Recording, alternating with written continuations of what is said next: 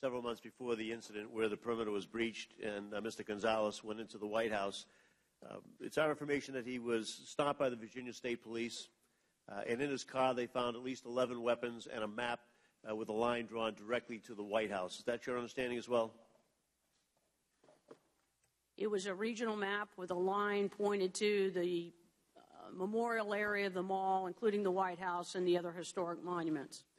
And our reports are also that the Virginia State Police and the ATF then referred that matter to the Secret Service, presumably because of that line.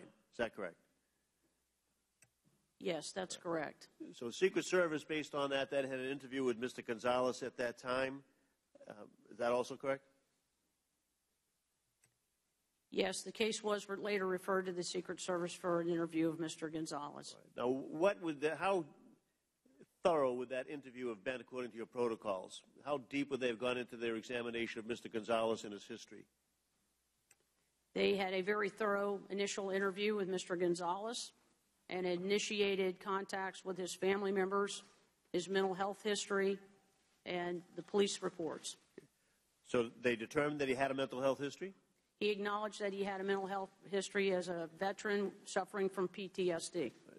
And do your protocols allow you to then look at his records, to obtain his records, or is that not something you can do? If the individual consents to the release of their medical records, we do pursue that. And in this case, Mr. Gonzalez consented to the release of his military medical records. So you had all of his medical records to review. I presume your agents did review them? They were obtained over a period of time, and we have received them, and they have been reviewed.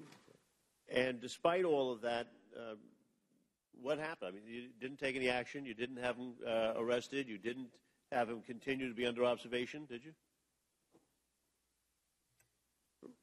Representative, it's a very difficult thing for people dealing with disabilities and people dealing with mental illness when they don't exhibit any unusual direction of interest in our protectees.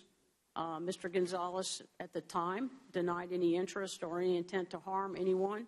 He indicated that his information relative to the map in his car was given to him by another individual who had recommended places in Washington, D.C. to sightsee, and that he intended to go to on camping trips and wanted to go to the Valley Forge, Pennsylvania area. Was the individual whom you said gave him that map ever questioned? Not to my knowledge.